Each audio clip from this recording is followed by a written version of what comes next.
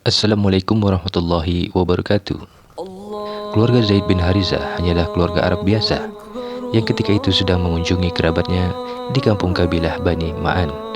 Dan Zaid kecil diajak serta. Takdir Allah menghendaki akan mengangkat derajatnya setinggi-tingginya, tetapi melalui jalan musibah. Tiba-tiba, sekelompok perampok Badui menjarah perkampungan Bani Ma'an tersebut. Harta bendanya dikuras, habis, dan sebagian penduduknya ditawan untuk dijual sebagai budak, termasuk diantaranya adalah Zaid bin Harizah. Zaid bin Harizah yang kecil itu dijual di pasar Ukas di Mekah. Ia dibeli oleh Hakim bin Hizam. Oleh Hakim, ia diberikan kepada bibinya Khadijah binti Khuwailid, yang tak lain adalah istri Nabi Shallallahu Alaihi Wasallam. Dan akhirnya ia diberikan kepada Nabi Shallallahu Alaihi Wasallam untuk menjadi khodam atau pelayan beliau. Walau saat itu Nabi Shallallahu Alaihi Wasallam belum diangkat menjadi Nabi dan Rasul, tetapi pendidikan yang diperoleh Zaid dari beliau merupakan pendidikan berbasis akhlak mulia, didikan yang berbasis kenabian yang menaikkan derajatnya dan mengantarnya menjadi salah seorang kelompok sahabat As-Sabiqunal Awwalin. Ketika ayahnya Harizah mendengar kabar bahwa putranya dimiliki oleh seorang keluarga bangsawan Quraisy di Mekah, ia bergegas mengumpulkan harta semampunya untuk menebusnya dari perbudakan. Ia mengajak saudaranya untuk menemaninya ke Mekah. Sesampainya di Mekah, ia menemui Nabi Shallallahu Alaihi Wasallam dan berkata, "Kami datang kepada Anda untuk meminta anak kami. Kami mohon Anda bersedia mengembalikannya kepada kami dan menerima uang tebusan yang tidak seberapa banyaknya ini." "Tidak harus seperti itu," kata Nabi Shallallahu Alaihi Wasallam. "Biarlah ia memilih sendiri. Jika ia memilih Anda, saya akan mengembalikannya kepada Anda tanpa tebusan apapun. Tetapi jika ia memilih saya, maka saya tidak bisa menolak orang yang dengan sukarela mengikuti saya." Nabi Shallallahu Alaihi Wasallam menyuruh seorang untuk memanggil Zaid. Sementara itu tampak kegembiraan Harizah dengan penjelasan beliau. Ia akan memperoleh kembali anaknya tanpa tebusan apapun, begitu pikirnya. Ketika Zaid telah datang, beliau berkata kepadanya, "Tahukah engkau siapa dua orang ini?" "Ya, saya tahu," kata Zaid. "Yang ini ayahku, satunya lagi adalah pamanku." Nabi SAW menjelaskan permintaan ayahnya dan juga tentang pilihan yang beliau berikan kepadanya. Tanpa berpikir panjang, Zaid berkata, "Tak ada pilihanku kecuali Anda. Andalah ayahku dan Andalah juga pamanku." Mendengar jawaban Zaid ini, ayah dan pamannya terkejut, tetapi Nabi SAW tampak berlinang air mata karena haru dan syukur. Beliau memang sangat menyayanginya seperti anak sendiri, sehingga bagaimanapun secara manusiawi, beliau akan merasa kehilangan jika Zaid memutuskan untuk kembali kepada keluarganya sendiri. Segera saja Nabi SAW membawa Zaid ke Ka'bah, di mana biasanya para pembesar Quraisy berkumpul. Kemudian beliau berkata lantang, "Saksikanlah oleh kalian semua, mulai hari ini Zaid adalah anakku. Ia ahli warisku dan aku ahli warisnya." Memang budaya Arab saat itu membenarkan mengangkat anak yang statusnya sama seperti anak kandung. Sejak itu Zaid dikenal dengan nama Zaid bin Muhammad. Dalam perkembangan selanjutnya, ketika telah tinggal di Madinah, Al-Quran melarang penisbatan kecuali kepada ayah kandungnya. Begitu juga anak angkat tidaklah sama dengan anak kandung. Salah satu cara Allah Subhanahu wa Ta'ala membongkar budaya jahiliyah ini adalah Nabi Sallallahu Alaihi Wasallam diperintahkan menikahi, atau lebih tepatnya dinikahkan dengan janda Zaid bin Harizah, yakni Zainab binti Jahsy, melalui firman Allah dalam surat Al-Ahzab ayat 37. Zaid sendiri kemudian dinikahkan Nabi Sallallahu Alaihi Wasallam dengan Ummu Kalsum binti Uqbah, saudara dari Hindun binti Utbah, istri Abu Sufyan bin Harb. Mendengar pernyataan Nabi Shallallahu Alaihi Wasallam ini, Harizah menjadi tenang.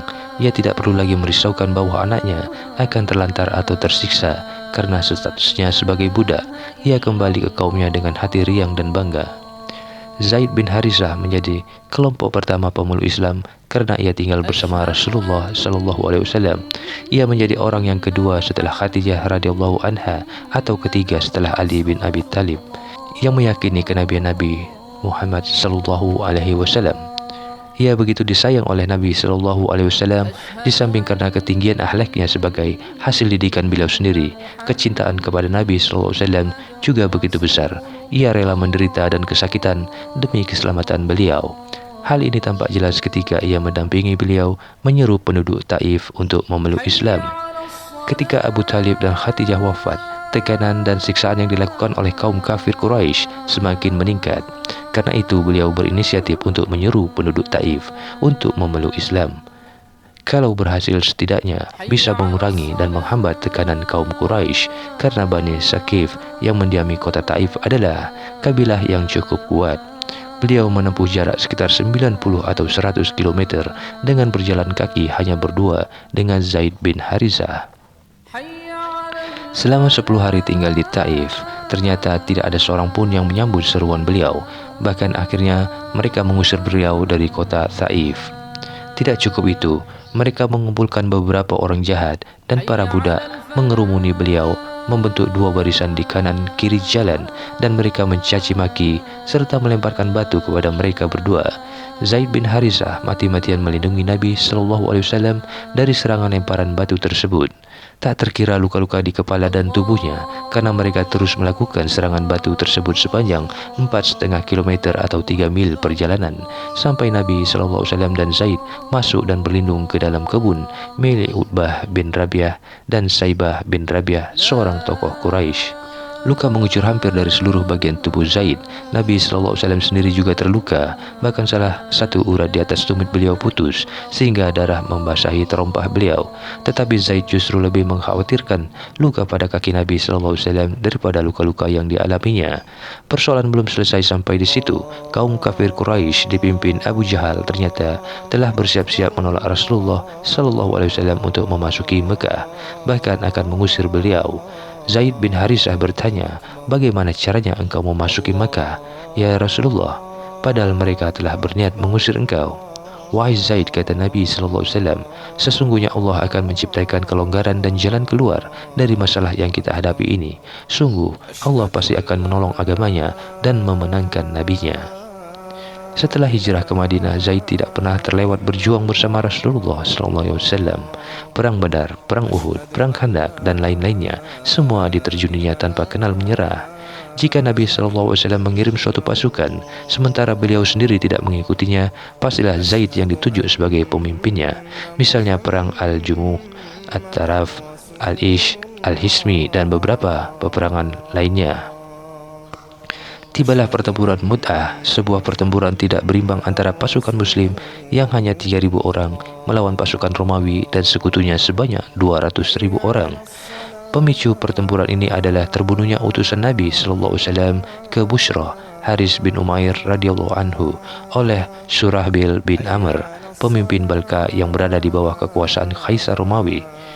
Pasukan muslim 3.000 orang saat itu adalah yang terbesar yang pernah dipersiapkan beliau, dan beliau tidak pernah menyangka bahwa pasukan Romawi akan menghadapinya dengan prajurit sebanyak itu. Tetapi seperti memperoleh pandangan ke depan, beliau menunjuk 3 orang sebagai komandan secara berurutan. Pertama Zaid bin Harithah, kedua Ja'far bin Abi Talib, dan ketiga Abdullah bin Ruwahah. Ketika pasukan tiba di Mu'an, tidak jauh dari Mu'tah, mereka baru memperoleh informasi bahwa pasukan Romawi sebanyak 200.000 orang. Mereka bermusyawarah tentang jalan terbaik, sebab kalau nekat bertempur sama saja dengan bunuh diri. Setelah banyak pendapat yang masuk, diputuskan untuk memberitahukan Nabi SAW jumlah pasukan yang harus dihadapi. Setelah itu terserah petunjuk beliau, apa akan terus melawan, menunggu bantuan, atau apa nanti, terserah perintah Nabi SAW. Tetapi pendapat tersebut ditentang oleh komandan lapis ketiga, Abdullah bin Rawahah. Menurutnya pertempuran ini adalah karena Allah dan agamanya, bukan karena jumlah pasukan yang dihadapinya. Rasulullah SAW telah memerintahkan dan tugas mereka melaksanakannya. Apapun hasil adalah kebaikan semata, yakni kemenangan atau gugur sebagai syahid. Pendapat Ibu Rawahah tersebut seolah menyadarkan mereka dan menggelorakan semangat berjihad kaum muslimin tersebut, bukan semata-mata takut dan bunuh diri. Pertempuran hebat antara 3.000 pasukan melawan 200.000 pasukan sangat mudah diramalkan bagaimana kesudahannya, dan seperti diramalkan Nabi SAW, Zaid bin Harithah gugur dengan luka-luka yang tidak bisa dibayangkan bagaimana parahnya, jauh lebih parah daripada luka-lukanya seputar dari Taif. Namun demikian tampak sesungguh senyum di bibirnya, karena sesungguhnya lah ia tak sempat melihat dan mengamati medan pertempuran. Kebun-kebun surga dan bidadari-bidadari yang jelita seolah menyerunya untuk segera datang, sehingga apapun dan siapapun yang menghalangi jalannya ditebasnya habis dengan pedang dan tombaknya, dan ia benar-benar telah merasa gembira dan ridho ketika tubuhnya roboh dan tak bergerak karena luka-luka yang dialaminya, sementara ruhnya terbang tinggi memenuhi panggilan kasih sayang ilahi